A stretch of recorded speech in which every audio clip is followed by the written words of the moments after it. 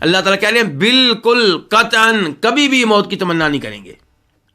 اور یہ جملہ قرآن کریم کے معجزہ ہونے پہ دلالت کرتا ہے. آپ جانتے ہیں کہ قرآن کریم کئی لحاظ سے معجزہ ہے. قرآن کریم اس لحاظ سے معجزہ ہے کہ قرآن کریم ماضی کی خبریں دیتا ہے.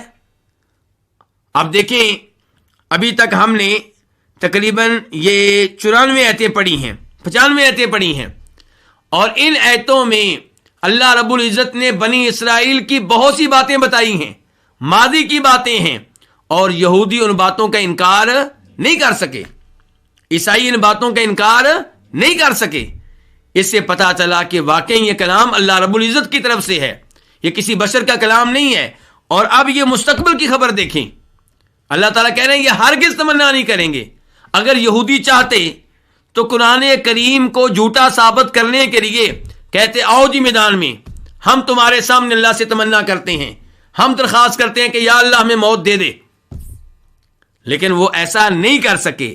اللہ نے کہا ہرگز تمنا نہیں کریں گے، اور انہوں نے تمنا نہیں کی. پتہ چلا کہ قرآن کریم ماضی کی خبریں دینے کے لحاظ سے بھی معجزہ، مستقبل کی خبریں دینے کے لحاظ سے بھی معجزہ، اور دیگر کئی امور کے لحاظ سے بھی قرآن کریم معجزہ ہے.